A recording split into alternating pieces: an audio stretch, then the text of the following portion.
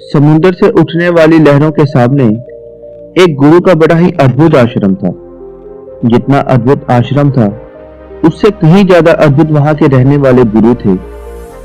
उस सन्यासी ने अपना पूरा जीवन ज्ञान और आध्यात्म के सामने रख दिया था।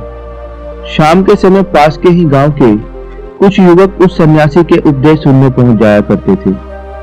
एक दिन शाम के समय उपदेश चल रहा था। तभी एक युवक ने गुरु से सवाल किया। उसने कहा, गुरुदेव, मन बड़ा ही विचित्र है। मैं बार बार अपने मन से कहता हूँ कि मैं इस गलती को नहीं करूंगा, लेकिन मैं बार बार उसी गलती को कर देता हूँ। सोचता हूँ कि अतीत में जो मुझसे गलतियां हुई हैं, उसके लिए मैं पश्चाताप न करूं, लेकिन मेरा मन हमेशा उस पीड़ा से भरा रहता है। आप कहते हैं कि ध्यान सब पीड़ा को मिटा देगा, लेकिन मैं रोज ध्यान करता हूँ, मुझे उस ध्यान से कोई फायदा नहीं होता। ऐसा क्यों होता है? मैं ऐसा क्या करूं? कृपा करके मेरा मार्गदर्शन करें। सन्यासी ने उस युवक की समस्याओं को हल करते हुए कहना शुरू किया कि शुरुआती ध्यान सबसे ज्यादा कठिन होता है, क्योंकि शुरुआत के समय व्यक्ति को ध्यान करने में सबसे ज्यादा कठिनाई होती है। वो इधर उधर भागता है, दौड़ता है, अतीत की बातों को याद करता है, लेकिन ध्यान एक जगह पर लगा नहीं पाता। प्राचीन समय में जब भी कोई शिष्य गुरु के पास ध्यान लगाने के लिए आता था, तब वह गुरु उस शिष्य को ब्रह्म मुहूर्त में ध्यान लगाने के लिए कहते थे, क्योंकि ब्रह्म मुहूर्त सृजन का समय होता है। इस समय सारी प्रकृति एक नए दिन की शुरुआत करती है। पक्षी पेड़ों पर कलकल करने लगते हैं, मुर्गे बांग देने लगते हैं, कमल का फूल खिल उठता है और पूरी प्रकृति एक सोमप्रिय रस से भर जाती है। प्राचीन शास्त्र के अनुसार 24 घंटों को 30 मुहूर्तों में बांटा गया है। हर एक मुहूर्त 48 मिनट का होता है। ब्रह्म मुहूर्त की शुरुआत सूर्य उदय से 1 घंटा और 36 मिनट पहले हो जाती है। अलग अलग ऋतुओं में सूर्य उदय का समय अलग अलग होता है। इसी प्रकार ब्रह्म मुहूर्त का भी समय अलग अलग ऋतुओं के अनुसार होता है।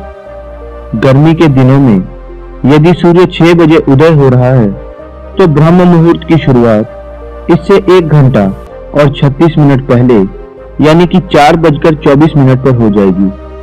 आसान भाषा में अगर बात करें तो 4 बजे से लेकर 6 बजे तक का समय ब्रह्म मुहूर्त का ही समय होता है। ये वो समय होता है जब मंदिर के पट खुल जाते हैं, ऋषि मुनि नदियों में स्नान करने के बाद ध्यान साधना में लीन हो जाते हैं। यही वह समय होता है जब कमल का फूल खिल जाता है, मंदिर के पट खुल जाते हैं। चलिए विस्तार से समझते हैं कि इस समय हमारे शरीर में क्या बदलाव आते हैं। उससे पहले एक छोटी सी रिक्वेस्ट है दोस्तों, ऐसी कहानियां सुनने के अगर आप शौकीन हैं तो कृपया करके इस चैनल को सब्सक्राइब कर लें और साथ में लगे बेल आइकन को भी प्रेस कर दें। आयुर्वेद का कहना है कि मनुष्य का शरीर 3 ऊर्जाओं से, यानी 3 दोषों से बना होता है, वात, पित्त और कफ। यही ऊर्जाएं हमें पूरी तरह से संचालित करती हैं। अगर इन दोषों का संतुलन हमारे शरीर में बिगड़ने लगता है, तो हम तरह तरह की बीमारियों से ग्रस्त हो जाते हैं।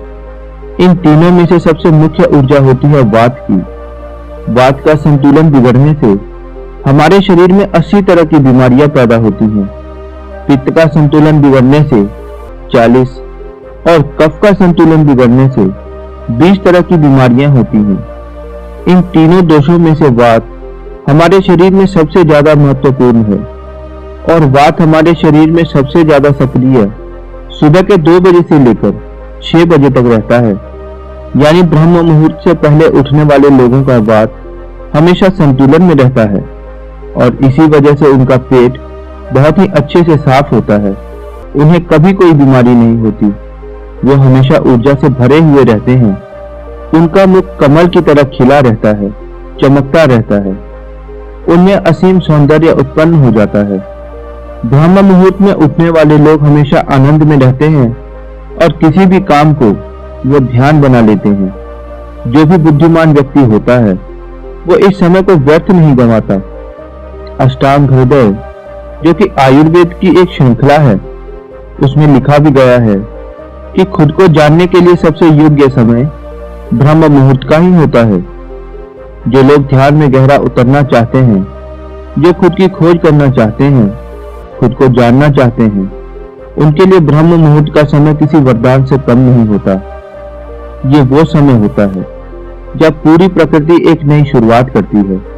इसलिए जो अतीत होता है वह पीछे छूट जाता है।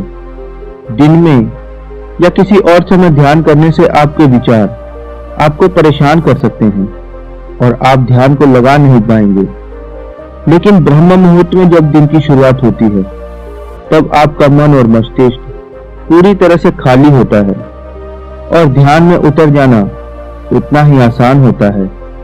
एक बार बुद्ध के प्रिय शिष्य आनंद ने उनसे पूछा था कि हे तथागत, ब्रह्म मुहूर्त का समय कितना महत्वपूर्ण होता है। इस पर तथागत ने उत्तर दिया था कि जिस प्रकार मछली के लिए जल महत्वपूर्ण होता है, उसी प्रकार ध्यान और शून्यता का जीवन जीने के लिए ब्रह्म मुहूर्त में सही समय पर जागना और जागने के बाद ध्यान में उतरना बहुत ही जरूरी होता है। अगर आपकी यात्रा आनंद की तरफ नहीं है, आप दुखों में, कष्टों में अपना जीवन जीना चाहते हैं, तो आपके लिए ब्रह्म मुहूर्त का कोई महत्व नहीं है। लेकिन यदि आप अपने जीवन में आनंद चाहते हैं, खुशी चाहते हैं, हमेशा ऊर्जा से भरा हुआ महसूस करना चाहते हैं, तो ये जरूरी हो जाता है कि बुद्धिमानों की तरह आपको भी ब्रह्म मुहूर्त का पूरा उपयोग करना चाहिए। सभी युवक ध्यान पूर्वक सन्यासी की बात सुन रहे थे। सन्यासी ने ब्रह्म मुहूर्त पर वैज्ञानिक दृष्टिकोण को पेश करते हुए कहा कि हमारे मस्तिष्क के ऊपरी हिस्से पर पीलिया ग्रैंड नाम की एक ग्रंथि होती है, जो कि मेलाटोनिन नाम का एक हार्मोन रिलीज करती है, जो हमारे शरीर में आनंद की उत्पत्ति का कारण बनता है। यही वो हार्मोन है। जितनी ज्यादा अच्छे से और जितनी अधिक मात्रा में यह हार्मोन हमारे शरीर में रिलीज होता है, उतने ही आनंदित हम रहते हैं। लेकिन जैसे ही हम सूर्य के संपर्क में आते हैं, ये हार्मोन अपने आप नीचे गिरना चालू हो जाता है और इसी वजह से लोग देरी से उठते हैं। ऐसे लोग बिना किसी कारण के तनाव में रहते हैं। उन्हें खुद समझ में नहीं आता कि उनके अंदर तनाव किस बात का है। वो छोटी छोटी बातों पर गुस्सा करने लगते हैं। चिड़चिड़ापन उनका बस स्वभाव बन जाता है। ब्रह्म मुहूर्त के बाद का मुहूर्त समुद्र मुहूर्त के नाम से जाना जाता है, जिसमें शरीर और मन की मूवमेंट होती है। इस समय पिलविन ग्रैंड पर सूर्य की किरणें सीधी आती हैं और सेरोटोनिन नाम का हार्मोन रिलीज होता है, जो हमारे मन और मस्तिष्क में ऊर्जा पैदा करता है, एक ताजगी पैदा करता है, जिससे हम दिन के सभी काम कर पाते हैं। चरक संहिता में लिखा हुआ है कि जो व्यक्ति रोजाना ब्रह्म मुहूर्त में उठता है, उसकी उम्र बढ़ने की रफ्तार धीमी हो जाती है। यानी कि जिन लोगों के चेहरे पर समय से पहले झुर्रियां आने लगती हैं, उनके बाल पकने लगते हैं, ऐसे लोग नियमित रूप से ब्रह्म मुहूर्त में जागने का यदि प्रयास करें, तो कुछ ही समय में वे लोग ये बदलाव कर पाएंगे। उनके चेहरों की झुर्रियां और बाल झड़ने ठीक हो जाएंगे। एक युवक ने सन्यासी से पूछा, गुरुदेव, कुछ लोग ब्रह्म मुहूर्त में उठ नहीं पाते। ऐसे लोग किस प्रकार ब्रह्म मुहूर्त में उठने का प्रयास कर सकते हैं? कृपा करके उसके बारे में भी थोड़ा बताएं। सन्यासी ने कहना शुरू किया कि ब्रह्म मुहूर्त में जागने के लिए ये सबसे जरूरी हो जाता है कि आप पिछली रात सही से सोए हो, सही समय पर आप निद्रा में चले गए हों। अगर आप सही समय पर नींद नहीं लेंगे, तो आप अगले दिन ब्रह्म मुहूर्त में पूरी ऊर्जा के साथ उठने के बाद भी ब्रह्म मुहूर्त का फायदा नहीं उठा पाएंगे। आपको नींद आती रहेगी, आप झपकियां लेते रहोगे, थका थका सा महसूस करेंगे, आप पूरी तरह से ध्यान नहीं लगा पाएंगे। इसलिए जरूरी हो जाता है कि आप ब्रह्म मुहूर्त का पूर्णतः उपयोग करने के लिए योग निद्रा का प्रयास करें। योग निद्रा में नींद गहरी होती चली जाती है और कुछ ही समय में नींद पूरी हो जाती है। युवक ने अगला सवाल किया कि गुरुदेव, ब्रह्म मुहूर्त में किस प्रकार के दिनचर्या का पालन करना चाहिए?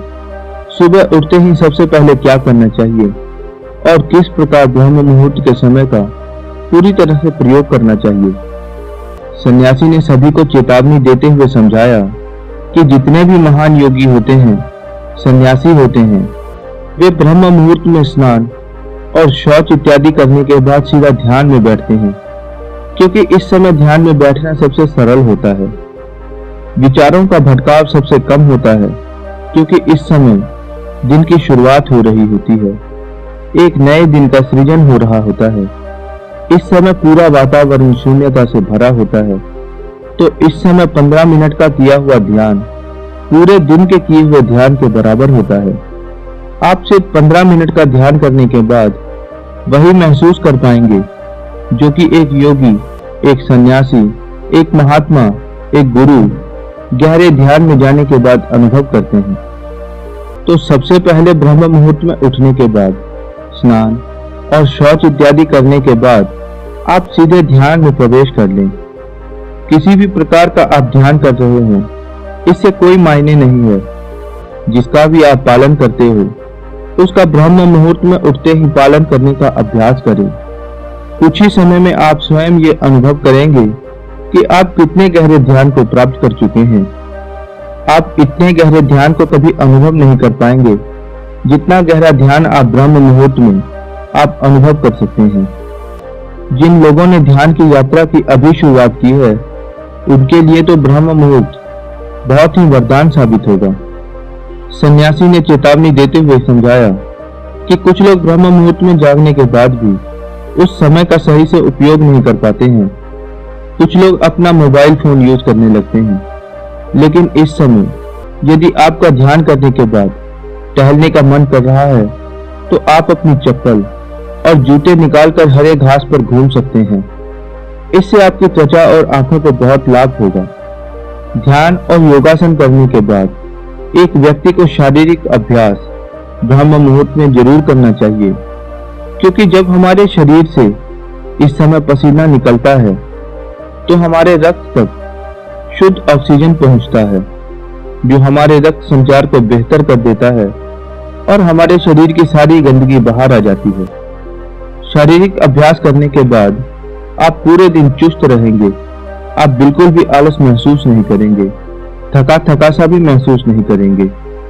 आप जब भी किसी से मिलेंगे जिंदा दिल से मिलेंगे। लोग आपके पास बैठकर खुश हो जाएंगे।